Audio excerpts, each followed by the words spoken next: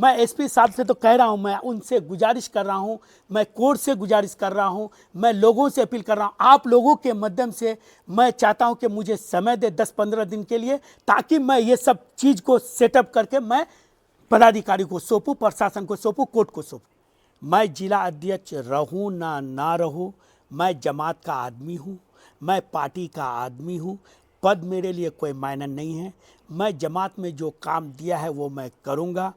और ये जो हमारे आला कमान का है कि 4 गया है, 24 लाएंगे, उस 24 को लाने के लिए, उस 24 सीट को मजबूत करने के लिए मुझे जो भी कुर्बानी देना पड़े, जिला अध्यक्ष का पद से और भी पद से मैं देने के लिए तैयार हूं। चाहे अपने आप को ख़त्म करना पड़े, मैं ख़त्म करने के लिए तैयार हूं। मैं ओवैसी साहब के पार्टी और जमात के लिए, सद्दाम भाई, ऐसे अफवाहें, ऐसे बलाएं, ऐसे मुसीबतें, ऐसे झूठी अफवाहें से ना मैं डरा था, ना डरा हूं, ना डरूंगा। पार्टी में कल भी डट के था, आज भी हूं, और इंशाल्लाह आप लोगों का दुआ से डट के रहूंगा और पार्टी का खिदमत करूंगा और जमात को आगे बढ़ाऊंगा। हैबर साहब, कहीं आपका जो फिलहाल का जो दिल्ली और हैदराबाद का जो यात्रा हुआ, आपका जो सफर रहा, जिसमें आपका फोटो भी वायरल है कि आप हैदराबाद में भी उस हिसाब से मिले, दिल्ली में भी मिले जी। तो कहीं ना कहीं आप राजनीतिक षड्यंत्र का शिकार तो नहीं हो रहे? हो सकता है। आप मुझे नहीं, सुनिए, आप मुझे पूर्व मत कीजिए। पूर्व मैं अभी भी हूं। जब तक मुझसे पूछा गया मैं उसका जवाब दूंगा। मैं पार्टी से अपने आईडी से, अपना लेटर पैड से भाई,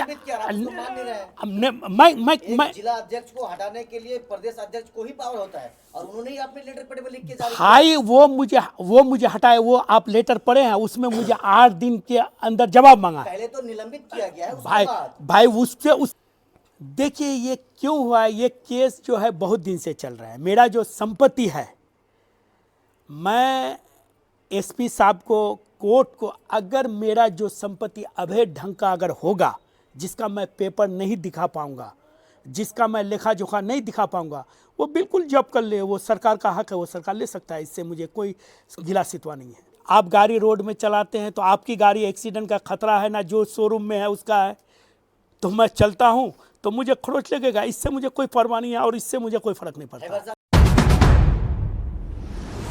देखिए, वो प्रदेश अध्यक्ष हैं और वो हमारे पार्टी की बात है।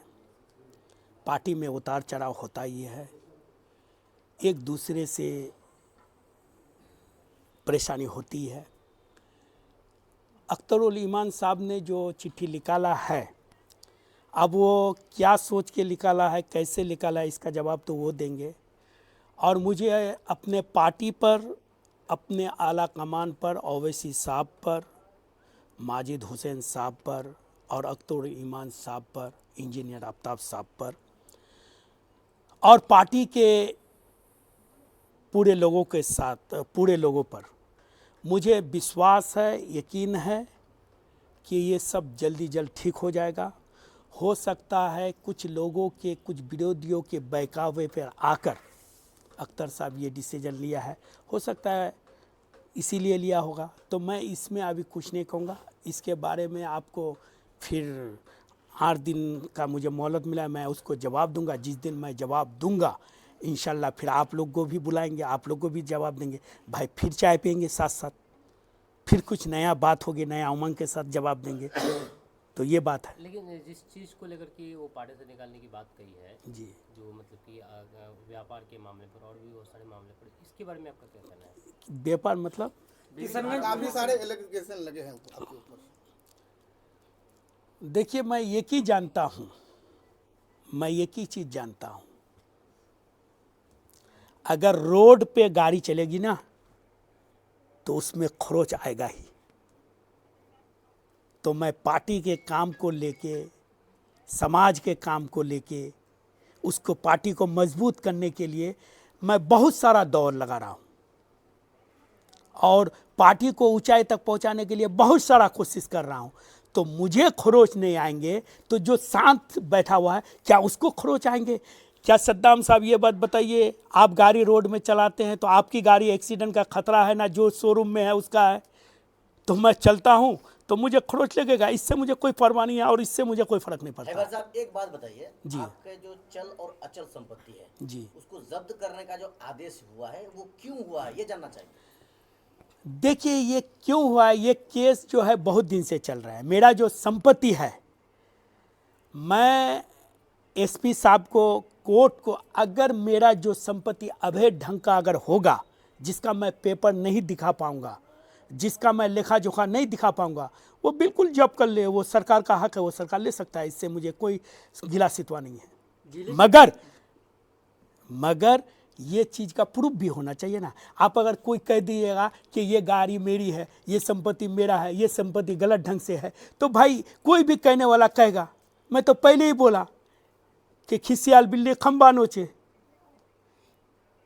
किसी को मेरे हंसम से जलन है, किसी को पार्टी को आगे बढ़ाने का वजह से टेंशन है, किसी को मेरा कद से है, किसी को मेरा जो पब्लिसिटी है उससे जलन है, किसी ना किसी को चीज़ से जलन है, किसी को मेरा घर से है, मेरा गाड़ी से है, हर किसी से मेरा जो है जलन है। तो वो अल्लाह माफ़ करे, अल्लाह का रहम व करम है, जो अल्लाह वो लोग का दिल में शांति दे। मैं ये चाहता हूँ कि भाई संघर्ष करो, जलो मत, संघर्ष करो, इंशाल्लाह सबको अल्लाह कामयाबी जिले देंगे। के 3 कुख्यात अपराधियों के लिस्ट में हैबर बाबा का नाम आखिर क्यों शामिल हो गया? देखिए, मैंने आपको पहले ही बोला कि जो चलेंगे उसमें खरोच है। मेरे ऊपर जितने भी केस का ये जो किया है, मैं आप लोग को ये बता दूं, इसमें से बहुत सारे केस जो जनता दरबार में मेरा ख़त्म हो चुका है। जैसे 1 2 3 4 5 केस मेरा ख़त्म हो चुका है। 1-2 केस हैं जो वो भी जो है कंप्रोमाइज़ के दायरे में हैं, तो जनता दरबार लगेंगे तो उसमें भी कुछ केस ख़त्म होने वाला है। केस का कोई मामला नहीं है। मैं कोई अडानी अंबानी नहीं हूँ मेरे दौलत पर लोग कहता है। ये है कि आप लोगों का दुआ से, रहमो करम से 2 वक्त की रोटी आराम से खाता हूँ, लोगों को लेके चलना, उसको मान सम्मान के साथ चल रहा हूँ, यही है। और अगर सरकार को यही लगता है कि अधिक संपत्ति, तो मैं सरकार से, लोगों से यही पूछना चाहता हूँ कि मैं अडानी अंबानी से बड़ा नहीं हुआ हूँ। वो लोग से पूछे कि कैसे क्या करता है, और वो लोग के साथ अगर मेरा नाम जुड़ता है, मैं ऐसे लोगों का तहे दिल से शुक्रिया अदा करता हूँ।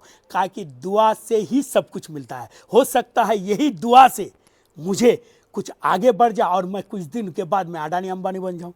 ये इसमें एक जी। और सवाल है, क्योंकि आप एमआईएम पार्टी के पूर्व जिला अध्यक्ष किशनगंज के थे और आप मुझे नहीं सुनिए, आप मुझे पूर्व मत कीजिए। पूर्व मैं अभी भी हूँ। जब तक मुझसे पूछा गया मैं उसका जवाब दूंगा। मैं पार्टी से अपने आईडी से, अपना लेटर पैड से भाई मान नहीं रहे हैं। मैं जिला अध्यक्ष को हटाने के लिए प्रदेश अध्यक्ष को ही पावर होता है और उन्होंने ही अपने लेटर पैड में लिख के जारी किया। भाई वो मुझे हटाए, वो आप लेटर पढ़े हैं, उसमें मुझे 8 दिन के अंदर जवाब मांगा है। पहले तो निलंबित किया गया है, उसके बाद भाई उससे मतलब नहीं, मुझसे 8 दिन का जवाब मांगा है। मैं जवाब दूंगा, मैं उसका जवाब दूंगा, और वो जब जवाब मैं दे नहीं पाऊंगा, इंशाल्लाह आप लोगों को ऐसे ही बुला करके घर में मैं आप लोग को जवाब दूंगा। तो इसी तरह से जब कुछ दिनों पूर्व जब इश्तियाक अहमद के बारे में जब वीडियो वायरल हुआ, रिकॉर्डिंग वायरल हुआ, जिसमें अख्तर इमाम यानी आपके सदर साहब को न जाने क्या क्या तक नहीं कहा गया, आप ये समझ लीजिए, उसके बारे में तो वो 7 दिनों का मोहलत या उस पर स्पष्टीकरण तो मांगा नहीं गया। भाई कुछ तो अपने होते हैं ना, कुछ तो अपने होते हैं ना। क्या मतलब, आप पराये हैं? नहीं, कुछ तो अपने होते हैं ना, कुछ तो उसके कोई भेदभाव जानता होगा, या कुछ होगा, या कुछ ऐसी कोई बात होगा जो उसको नहीं कर रहा है। मैं तो ये खुला किताब हूँ और मैं तो हेड लिस्ट में आ रहा हूँ, इसीलिए मेरे साथ ऐसा कर रहा है। लेकिन चलिए, अल्लाह उसका दिल में रहम दे, उसको जवाब देंगे, उसका बाद में करेंगे। और कुछ पूछना है तो पूछे कहीं सर। हैबर साहब कहीं आपका जो फिलहाल का जो दिल्ली और हैदराबाद का जो यात्रा हुआ, आपका जो सफर रहा, जिसमें आपका फोटो भी वायरल है कि आप हैदराबाद में भी उसी हिसाब से मिले, दिल्ली में भी मिले, तो कहीं ना कहीं आप राजनीतिक षड्यंत्र का शिकार तो नहीं हो रहे? हो सकता है। अगर मुझे, एक बात सुन लीजिए, मुझे राष्ट्रीय अध्यक्ष ओवैसी साहब या प्रभारी माजी साहब या अदर मुझे काम सौंपा है, मैं जिला अध्यक्ष रहूं ना रहूं, मैं जमात का आदमी हूं, मैं पार्टी का आदमी हूं, पद मेरे लिए कोई मायने नहीं है। मैं जमात में जो काम दिया है वो मैं करूंगा। और ये जो हमारे आला कमान का है कि 4 गया है, 24 लाएंगे, उस 24 को लाने के लिए, उस 24 सीट को मजबूत करने के लिए मुझे जो भी कुर्बानी देना पड़े, जिला अध्यक्ष का पद से और भी पद से मैं देने के लिए तैयार हूं। लेकिन पार्टी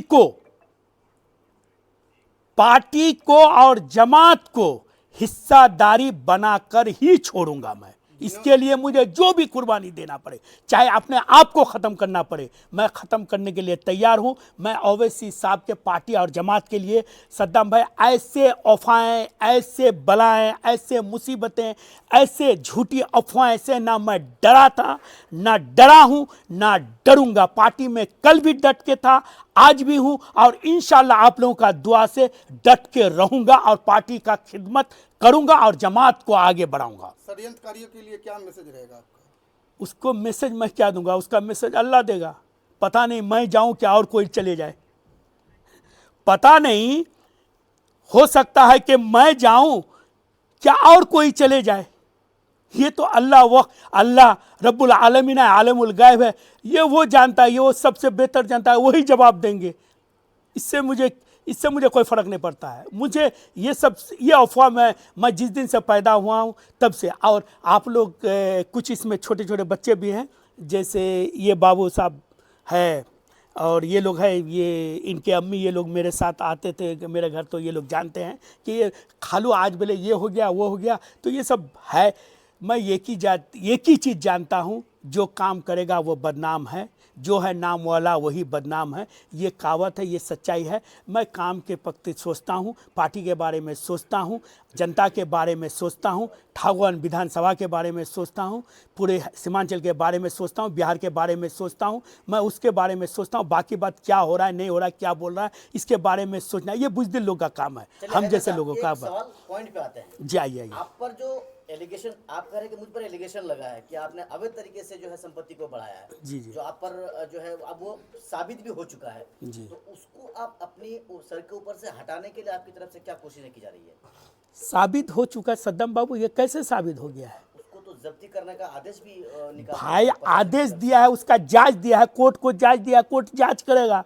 जो है वो है, जो कोर्ट, जो एसपी साहब से मैं भी आप लोगों के माध्यम से आग्रह कर रहा हूं, मैं एसपी साहब को आप लोगों के चैनल के हिसाब से मैं एक अपनी दिल की बात मैं कहने चाह रहा हूं कि जब भी मैं इलेक्शन में एक्टिव होता हूं, जब भी मैं इलेक्शन के बारे में पब्लिक से मिलना चालू करता हूं, चाहे वो प्रमुख का इलेक्शन हो, चाहे वो समिति का इलेक्शन हो, चाहे वो जिला परिषद का इलेक्शन हो, जो भी मैंने इलेक्शन लड़ा, तो आप लोग जानते होंगे कि जब मैं इलेक्शन लड़ता हूं तो मेरा जो विपक्ष है वो एक्टिव हो जाता है।